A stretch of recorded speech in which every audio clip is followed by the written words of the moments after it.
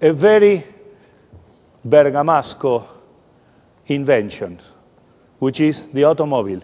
Bergamo gave the car to human being. Mr. Giuseppe Murignotti invented the car. So here it is, something that science gave to humans. And you can argue that, hey, we are progressing from Mr. Giuseppe to Mr. Enzo, another Enzo. We have done some progress. Look at the beautiful design there. I could tell my Nonna, look, Nonna, we really are making progress. You see, from Giuseppe to Enzo, we're getting better. But then this is what my Nonna would have said. Ah, really? Are we making progress?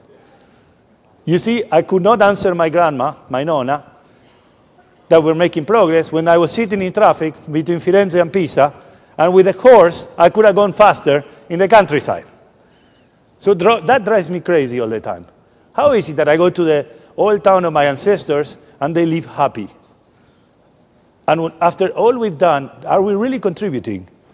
And now enter another science, not mathematics, but another science. Let's look at numbers applied to another thing. Well, this is the natural state of humankind. In nature, humans don't live more than 31 years old. Now, look at what happened. Between early 900s to the early 20th century, to the mid-20th century, sorry, the average life expectancy at the global level went from 31 years old to 48, and now at the end of the century, 65 years old. It's expected to reach 85 years old. So I can say, Nonna, you will live a long life. And maybe not you, maybe you never needed a doctor, maybe you're very healthy, but not you. The average of the global population will live a longer life because of science. Now, what to do with your life, science can't tell you. If you're not happier with your longer life, I'm sorry, that is not our part. Maybe we need a different science for that. Perhaps psychology or something like that. But at least you can't argue with that, Nonna. You know, that is something that science has contributed to. Look at this. In 1990, terribly, 13 million children died under 5 years old. But now, by 2007, it is not many years after that, that was reduced to 9.2 million. We are getting better, Nonna.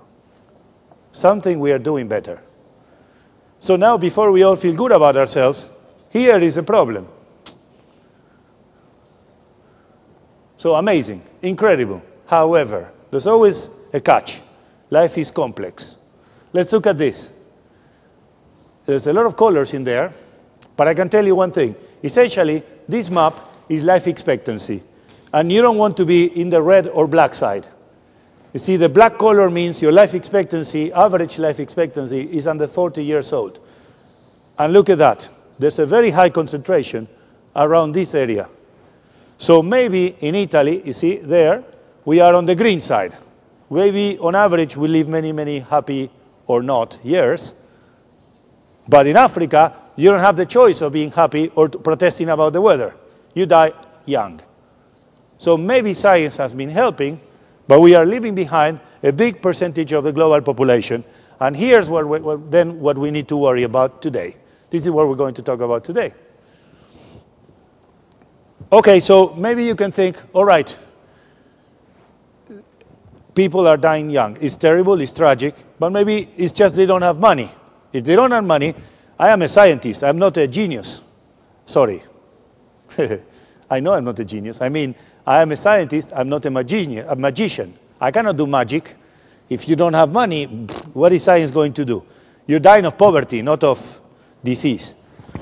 You may be right. You may be right. Maybe we need economics to help. Here's evidence to support what you just thought, if you thought that. This is a correlation between per capita income and life expectancy. And it is true, the richer countries live longer. So if it's a matter of money, maybe economists should be discussing it, not us. However, here's what happened in the last, let's say, this is 1990, 2007. So the last 20 years, a lot of important people, like Fondazione Italcementi, started worrying about these things and started donating like never before in the history of humankind. Perhaps one has to go back to the old days of the first millionaires, American millionaires in the 20th century, that donated all their fortunes. But then there was a void, and here something slowly started moving again. Here it is an incredible, this is $5 billion donated for health globally to $21 billion each year for health, dedicated to health globally. So why health? Well, there's Jeffrey Sachs argues that if we could donate about $150 billion a year globally, we could end poverty. I don't know, maybe Mr. Sachs is right, maybe not. But then you get into other arguments. See, if I'm dying of hunger and you give me free food, maybe I don't want to work. Maybe I think, I get free food. I don't know. I don't want to get into that. I can tell you one thing, though. If I am sick and you cure me, I don't want more disease. I'm done with disease. So you can't argue with that. The second argument is, well, maybe this is not 150 billion, which is what Mr. Sachs thinks. If we are optimistic, we need to cure poverty, but it may be enough to cure disease. So Nona, first of all, science is advancing. Second is, yes, money is a problem, used to be a problem. I'm not a magician, I can't create money, but money exists now. So now we have money, and we're not using the science for the poorest of the poor. Then we need to do something else, which is use the money smartly. To do what? Well, first, a lot of foundations are using part of the money to try to find cures for diseases that only happen in poor nations. See, if you have a disease that happens both in poor nations and in rich nations, for example, HIV, there will be a lot of money devoted to developing medicines for that. But if your disease happens only in poor nations, for example, malaria, the laboratories don't want to spend money in the poor because there's no return. So that is definitely a good use of that money. But again, I am not a biochemist and I'm not a medical doctor, so I'm not going to talk about that side. Our task is simpler, okay, if the money is there, and let's assume the medicines already exist, how do we make those medicines arrive to the right people? Which is what Professor Baglieri was talking about. That is a logistics problem. I can't cure the world, I can't invent new medicines, I can't make money, invent money, fabricate money, but if there is money and there is product, how to make this product reach the right people, that is supposed to be our deal. That's what we make a living of. Or how do you think, for example, we're helping the Bill and Melinda Gates Foundation has a pipeline of a lot of new drugs. And what they're saying is, how do you know how much you're going to sell of each drug? Or not even sell. What is the real need for that drug? And how do you make a forecast when you don't have history? So that's, again, part of what we do. Actually, we learn a little bit of that from a very Italian industry, the fashion industry.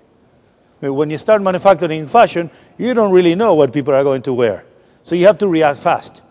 Interestingly, an unexpected new player showed up in the fashion industry from Spain. Who would think Spain knew a lot about fashion? Supposed to be an Italian tradition. But the Spanish said, well, maybe we don't have to guess if we move very fast. And this is the idea behind Zara, a company that can produce in Europe what most people produce in China, but respond very, very quickly. So those are different ideas, but this is going to be our contribution. Now, a good professor of mine from Harvard, who talks to me always like a grandfather, what do you want to do, my child? He's like Obi-Wan Kenobi. So, ooh. He's always asking me about the deep implications of these things. And he said, well, he once told me, don't worry too much about the answer. It's the question what matters.